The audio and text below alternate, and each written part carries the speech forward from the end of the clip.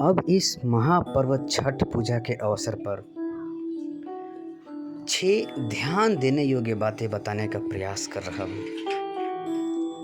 सबसे पहली ध्यान देने योग्य बात वो ये कि जो दौरा होता है ना माताओं लोग, जो घाट पर जाता है उसे तनी कम में सजाइए। आपके पास माँ ने बहुत कुछ दिया होगा, दिया हुआ चीज़ दिखाने के लिए नहीं है, चढ़ाने के लिए होता है, तो तनी कम सजाएं, क्योंकि ले जाने वाले के लिए दिक्कत हो सकती है। और ऐसा नहीं है कि ले जाने वाला नहीं लेकर जा सकता है, लेकिन रास्ता ही है, पैर ही है, तिल मिला ही गया, गिर जाएगा तो आरोप छठी मैया पर लगता है कि छठी मैया को पूजा स्वीकार नहीं है, या फिर आपका श्रद्धा भाव आस्था प्रबल नहीं है। इसलिए दौरा तनी कम सजाएं। और दूसरा ध्यान देने योग्य बात जो है वो ये कि सूर्यास्त और सूर्योदय का जो समय होता है उसका ध्यान रखें। सायंकाल आज 19 तारीख है, तो जब घाट पर जाए तो पता कर ले कि सूर्यास्त का समय कितना है आज।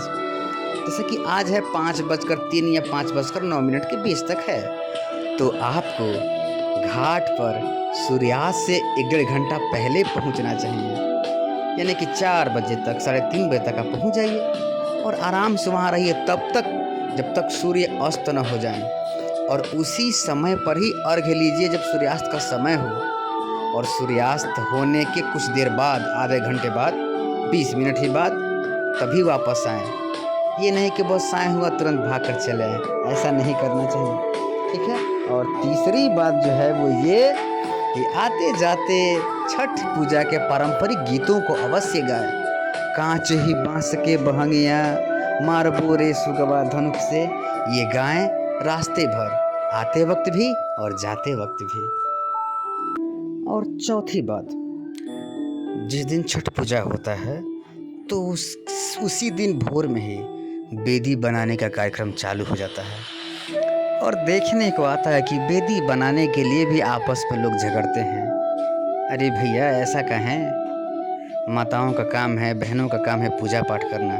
बेदी बनाते हैं घर के पुरुष वर्ग के लोग, भाई हो, आदमी हो, कोई भी हो। और अगर बेदी बन भी गया तो शाम को बैठने के लिए दिक्कतें भी होती हैं और मुसीबतें भी होती हैं, झगड़े भी हो जाते हैं। ये शोभा नहीं देता।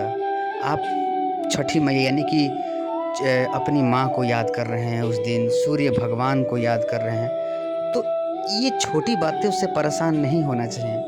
आप कहीं भी पूजा कर सकते हैं। 5वीं बात, इस दिन घर पर बहुत सारे काम होते हैं, इसलिए घर के बालक और बालिकाएं दोनों का भूमिका बहुत महत्वपूर्ण हो जाता है। तो अपनी अपनी ड्यूटी पर तैनात रहना चाहिए। बाहर के काम के लिए बालक यानी कि लड़के, और घर के काम के लिए बालिकाएं बिल्कुल तैयार रहें। और जो व्रती माँ हैं उनका हर संभव यथासंभव सहयोग करें। इस बात का बहुत ज़्यादा ध्यान देना पड़ता है, ठीक। और बालिकाओं का रोल ज़्यादा हो जाता है, क्योंकि घर पे जो व्रती माँ होती है वो जो कुछ भी कार्य करती हैं, ठेकुआ बनाना, पुआ बनाना, सब फलों को सजाना वजाना, इन सबको सीखना चाहिए। यही परंपराएं हैं, आगे आपके बहुत काम आएंगे।